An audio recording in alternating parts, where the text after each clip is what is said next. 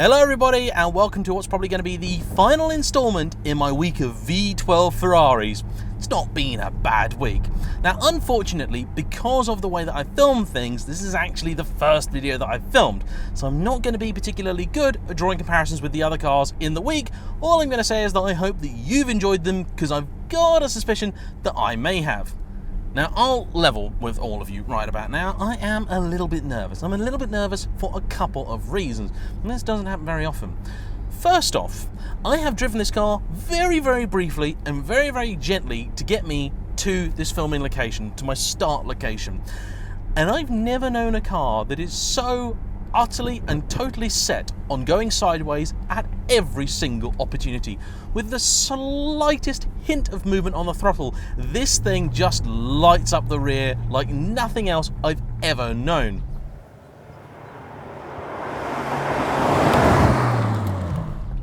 Now, my own 550 has something like 485 horsepower, 420 pound-foot of torque.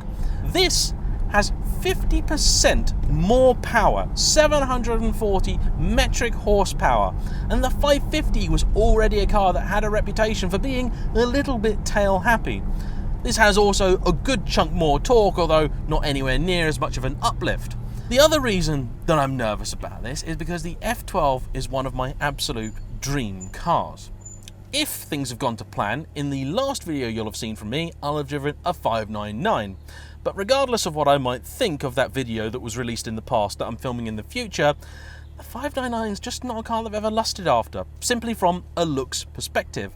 However, when this thing came out, I wanted one straight away. And that to me is the first and most important stage of supercar ownership or supercar lust. Wanting one. You've got to need one in your life. It's got to do strange things to you. And the F12 really does that for me. The F12 also tests one of my most firmly held convictions, which is that a front-engine car cannot be a supercar. For me, supercar has to have the engine in the middle. And yet, all of the numbers that this produces, the drama of the styling, this thing seems to me every inch supercar. I mean, just look at it. It's in my dream spec too. Rosso Corsa with cream interior, red stitching, and these beautiful red carpets, which do look Rosso rather than Bordeaux. As is the tradition for modern Ferraris, it has a squillion buttons on the steering wheel and big paddles which don't move. They take a little bit of getting used to. Unfortunately, you do actually have something of a view of the bonnet, and particularly a little view of that disappearing edge which turns into the little air bridge on the side of the car. A real distinct Ferrari trademark that I think we're going to see now on all of the big front-engine V12s, at least for some time.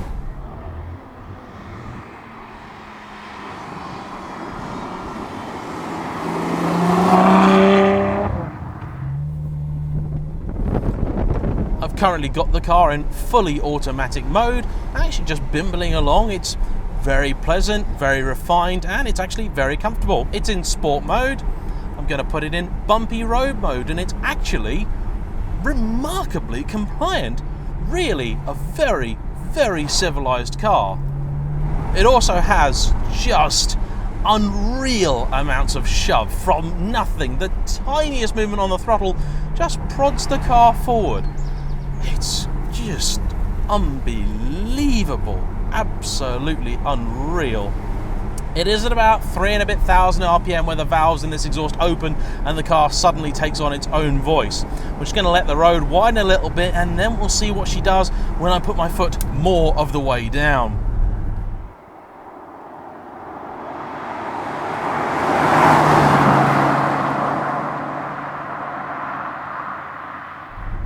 The steering in this car is very fast, as is Ferrari tradition now, but it does actually have a little bit more feel than I thought it might. It's the last of the hydraulic systems, as Ferrari now are moving over to all-electric steering. The Portofino didn't have the best steering ever. 812 I hope would be a little bit better, and again, 812 is a very different car. Brakes are very, very sensitive carbon ceramic items, and they clearly can stop the car. They take a little bit of getting used to. Probably doesn't help that I've just got out of a 2 3/4 ton Bentley, which takes some serious stopping and didn't have the optional carbon ceramics on it.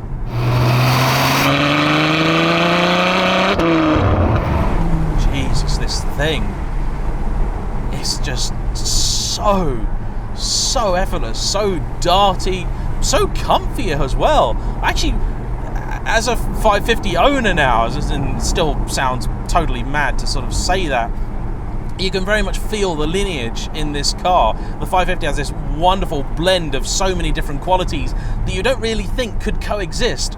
The ridiculous power, but also comfort, but also precision. And this is very much all of that and then some.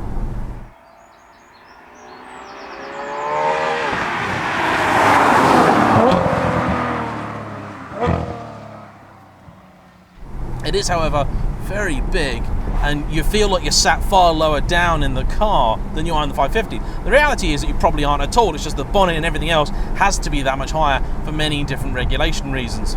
Under that bonnet, of course, you will find an utterly spectacular looking 6.3 litre engine, an F140 Ferrari would call it, and it's a derivative of the same engine used in Enzo and then LaFerrari and many other things.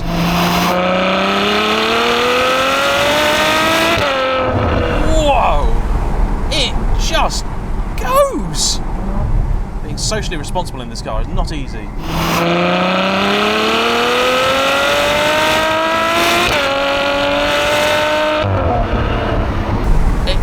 The tail wags. The tail wags are a lot under throttle. You got to be so careful with it. And I actually got confidence with it. The tail is waggy when you're under power, but I do have faith in the electronics, and thank goodness I do. Otherwise, you'd never put your foot more than about a centimetre down on the damn pedal.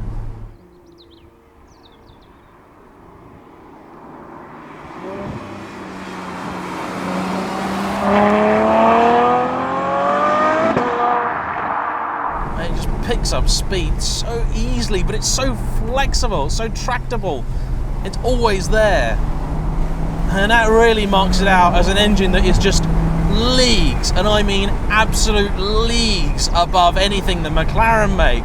The only people that can really come close would be Lamborghini, and I've not had the pleasure of driving a Lamborghini V12, but from the people that I know who have, this thing is still a step forwards. Ferrari, if nothing else at all, really know how to build a proper engine.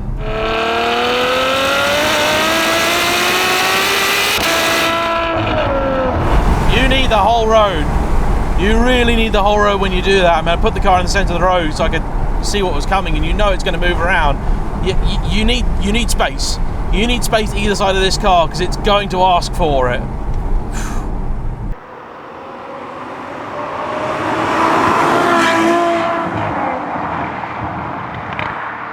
Gearbox is absolutely superb. Not the smoothest, although I am in sport mode, although there's only sport and then wet. There isn't a comfort mode as such. Downshift's actually nice and smooth. It's responsive. It does exactly what a gearbox should. I know a lot of people will lament the loss of the manual gearbox in a Ferrari, but the truth is a manual box in something like this would just be hopelessly inadequate. You simply couldn't keep up with the pace of the car. You just couldn't. This works well. It suits the car's character, suits the car's nature. Now, a couple of bits in here feel a little bit out of date, and I do mean a little tiny bit. Most of it still feels pretty modern Ferrari. If you had the passenger display, which I don't think this one does, then the graphics on that are a little bit worse than on the 812. Although in some ways it's a little bit of a muddled interior, lots of buttons and things going on, it's also kind of a very simple, very pointed one. You've got a big old tack right here in the middle, 2 screens either side. It kind of works. Getting used to it is not the most intuitive thing. There are buttons all over the place, including on the back of the steering wheel, and it takes some time to work out what everything does. But once you do, it all kind of makes sense.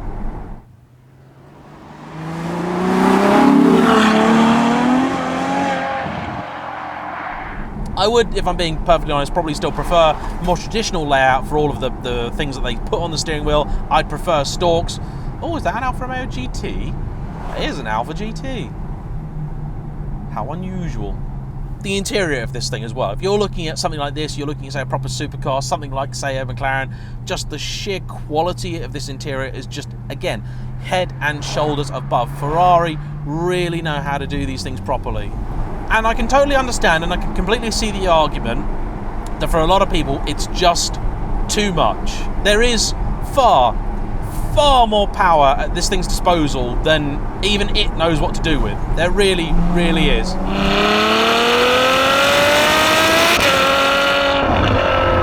You can't be casual with this car. You just can't. You always need to keep one eye open on it, and, well, that's probably for the best, because with this amount of performance available to it, you don't want to get casual. You don't want to relax. It is like a sort of friendly Tiger. It is sort of friendly, and it's also a Tiger. Like I said at the start, I can't actually really speak to the 599 because I haven't driven it at the time of filming this, but in terms of the 550, this does genuinely feel like a very different car. Clearly still a member of the same family, but the performance, the feel, the looks of it, they're so far advanced. You could happily own both and not really feel like you doubled up. The 550 in many ways is now a proper classic, whereas this is a card-carrying mentalist.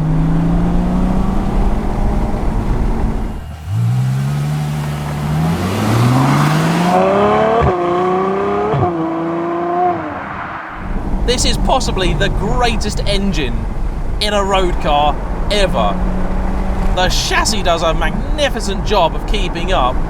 It's so supple, so brilliantly suspended. Perhaps a McLaren is a bit better. Yes, a McLaren probably is a little bit better in the chassis department, but it is a little bit. Again, in terms of steering, the McLaren is a little bit better. But then the Ferrari, in terms of theatre, in terms of interior quality, in terms of fit and finish, in terms of engine, it is just night and day better.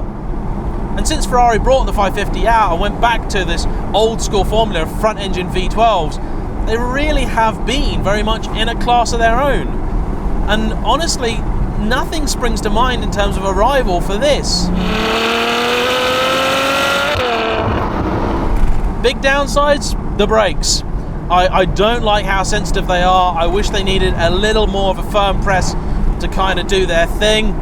I just don't think I can complain about the lack of traction, because it's 740 horsepower going through the rear wheels only in a front engine car.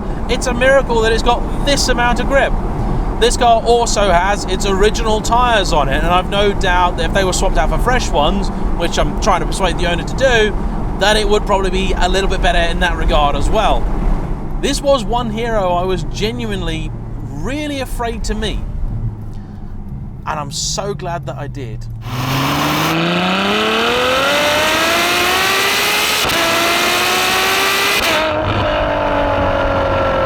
Sorry if this review's been a little bit windy, but oh yeah, passenger window switch, that also doesn't work very well.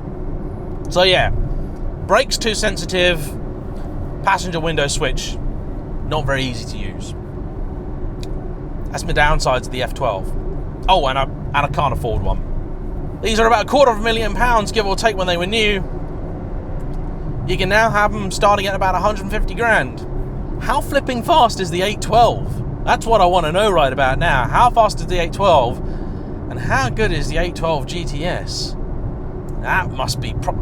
yeah, I keep doing that. I keep doing that like a wally, and I'm not even going in here. Idiot. Oh, well, I've slowed down. Excuse me, put my foot down again.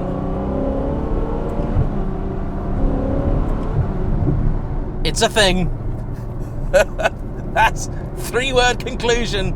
It's a thing. Yes. That's my many years of car reviewing all coming to a head there. It's a thing, isn't it?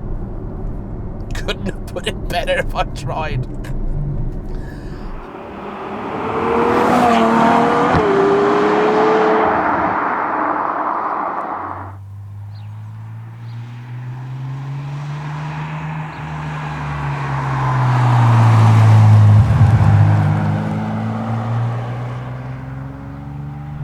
And here we are, back where we started in my 550. I really hope you've enjoyed the trio of videos this week. I, of course, have really enjoyed making them.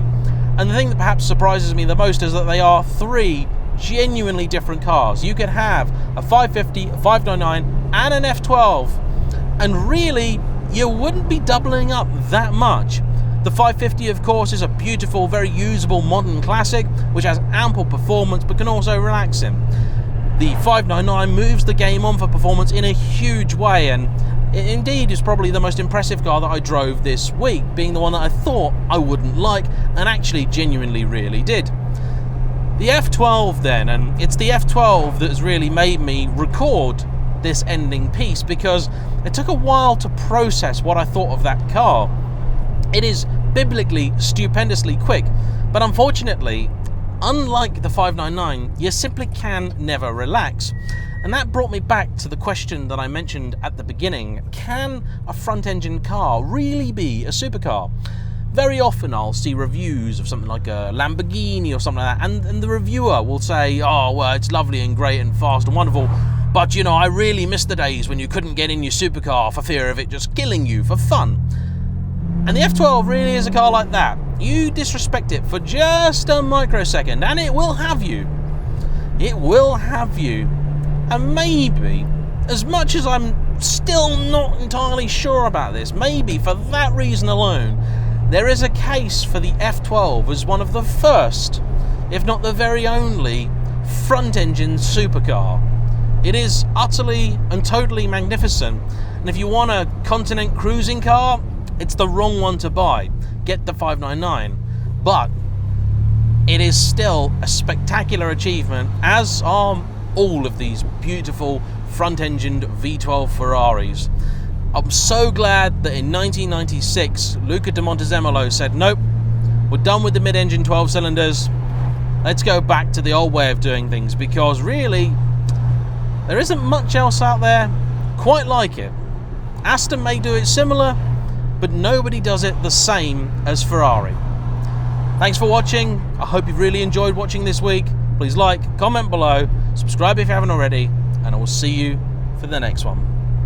Bye-bye.